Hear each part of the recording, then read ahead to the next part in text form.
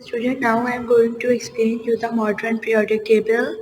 What is the modern periodic table? Modern periodic table was discovered by the Henry Moseley in 1940. What is the periodic law? Its periodic law is the physical and chemical properties of all elements are the periodic function of their atomic number. What are the silent features of the modern periodic law? Elements are arranged in order of their increasing atomic number. The elements have similar properties, are repeated at regular interval. It contains 7 periods and 16 groups. What are the periods? You will see in this periodic table, the horizontal rows are called as periods. So there are 7 periods in the modern periodic table and 16 group, that is 8 are of group A elements and 8 are of group B elements, which is given over here and you will see in this periodic table. Now we will talk about the periods. There are 7 periods. Period 1, first period is the shortest period in which the two elements are included, that is hydrogen and helium, and in this period electron fill K shell. Second and third period are the short period. It have 8 elements and it will fill the L and M shell respectively. Fourth and fifth period are the long period, it having the 18 electrons. It will fill the M and N shells respectively. Sixth period is the longest period. It have 32 elements and it have a lengthened series of the 14 elements which is present at the bottom of the periodic table. It fell the 4s sublevel. Seventh period is the incomplete period because the element in the seventh period is not known yet and the properties are not known yet, so it is the incomplete period. Actinide is the group of 18 elements which is present at the basement of the periodic table. It fell 5f levels. Now we will talk about this is the difference between groups and periods. Column of element are called the groups of or families. Each horizontal rows of element are called as periods. Element in a given group have similar but not identical properties. The element in the period are not alike in properties. For example, lithium, sodium, potassium, and other members of the group 1A and all soft while shiny metals. In fact, the properties change gradually across even given rows. These are the properties. These are the difference between groups and properties. Now we will talk about the groups. The 16 vertical columns in the group, the main group are main or representative group. These are the elements of the group A. Transient element are the elements of the group B. Properties of the transient element. These elements have a variable valency. They have high melting and boiling point. They have a complex structure. They form colored ion and compound. These elements are generally metal with high densities. Now we will talk about the elements of the group 1A, the alkali metals. Elements of this group are highly electropositive and have plus 1 valency. They are highly reactive metals with low melting point. The element of this group generally form ionic compound. These atoms, atomic radii, atomic volume, ionic radii increase from top to bottom in the group.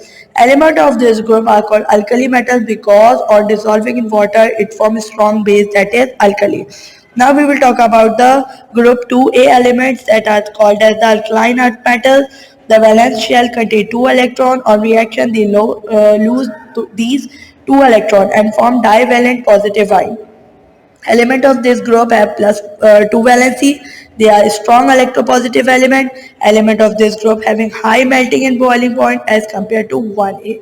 These atomic size and atomic radius increase from top to bottom in the group.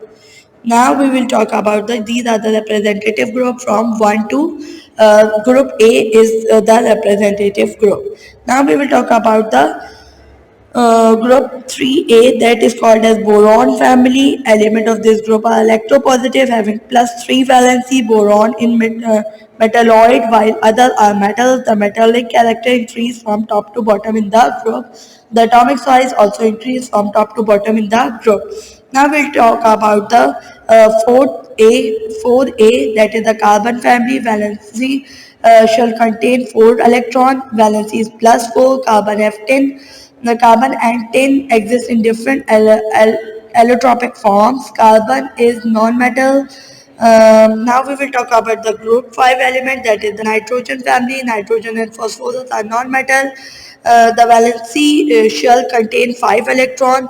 The valency is -3. They are electronegative element. Except nitrogen, all exist in more than one allotropic form. Now we will talk about the class 6 element, oxygen family. All the elements exhibit the properties of allotropic. Oxygen and sulfur are non-metals. Their valence shell contains 6 electrons. Their valency is -2.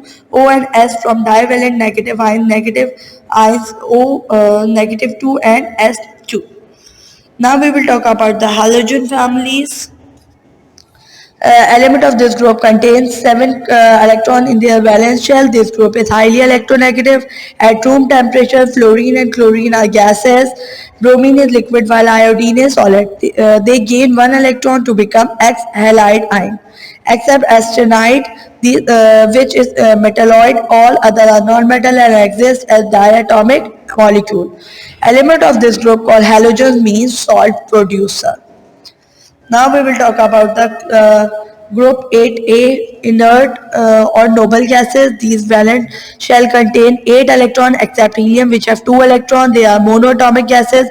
Element of this group have zero valency. Only krypton and xenon are slightly reactive under drastic condition, while others are totally inert chemically.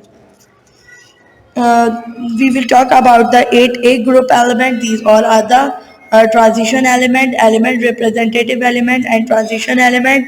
Transition element are further divided into other transition element, inert transition element. Inert transition element are divided into lanthanide and actinide.